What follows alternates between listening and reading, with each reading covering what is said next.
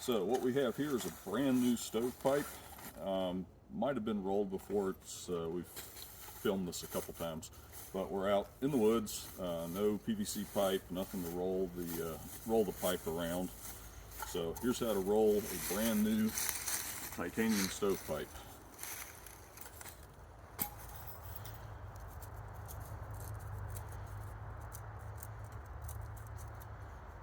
First off, wear gloves. The edge of the pipe is extremely sharp.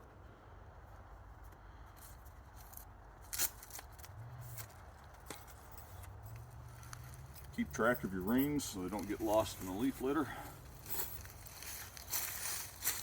Take the pipe, roll it out across the ground,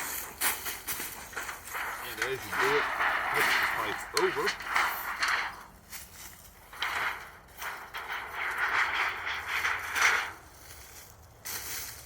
Now roll it up the opposite direction. Take care not to crimp the edges. Just kind of roll it, tuck it under so it rolls evenly.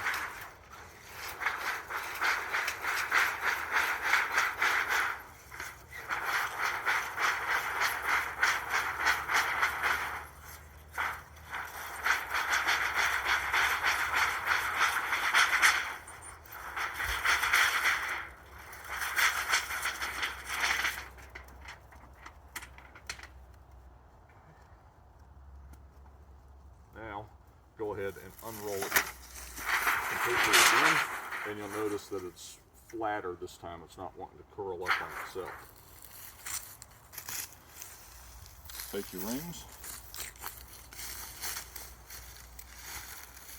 Now, start to roll the pipe up on a diagonal, and you want to be as close as you can get to the length of the pipe versus the width of the pipe. Start with just very carefully. Don't bend this over too much.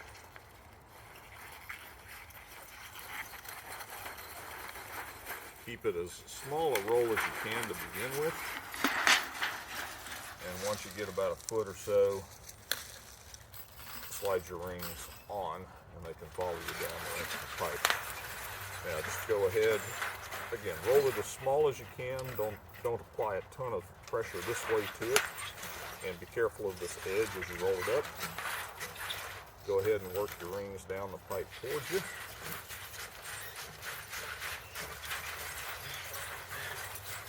It's going to want to open up a little bit at that end, and that's okay. It also wants to move this way a little bit on this end, and that's okay as well.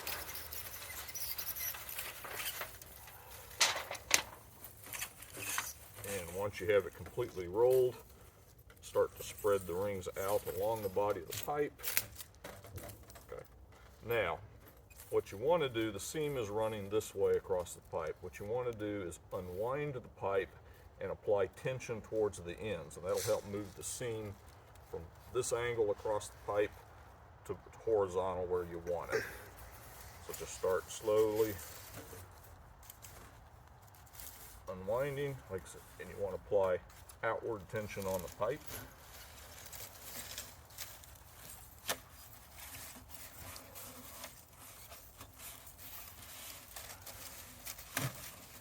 It'll want to kind of pop back in on itself, and that's okay.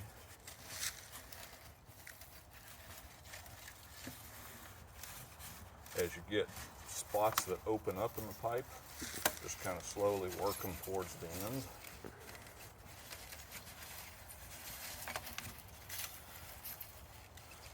Keep your rings spaced out as you go. Just take your time, go slow. Again, unwinding it and applying pressure this way. And when I get a spot that opens up in the pipe, I just slowly work it towards the end. And as the farther along you go, the easier it gets. Keep moving your rings. Keep them as evenly spaced as you can. You start getting a buckle like that, again, just work the pipe towards the end. Just take your time.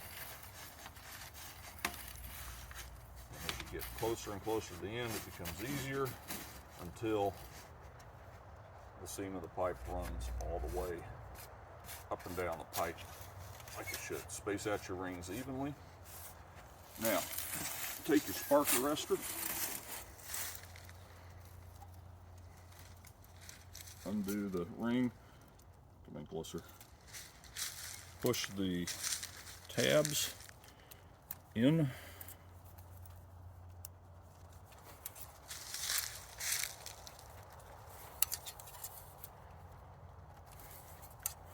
so they're in like that. Slide the ring over the edge of the stovepipe. Slide the spark arrestor into the pipe so that the tabs catch the top of the stovepipe. Slide the clamp up over the top and tighten this down. Don't slide the clamp up to the point where the part that's sliding underneath itself is catching on this tab, and then tighten that down. Pop your rings loose here for your tie outs. Now going back to the other end. Okay, now you're ready to put the damper on the other end of the pipe. Take your hose clamp, slide it on. Give yourself about 12-18 inches to work with. Take your damper, work it into the edge of the pipe. You may have to unroll the pipe a little bit to get it there. Once that's in place, you'll want to twist the pipe so these two edges line up. And that's just a matter of just taking the pipe and just kind of twisting it, and that way you know the stovepipe is perfectly straight. Take your hose clamp, slide it on to the very end.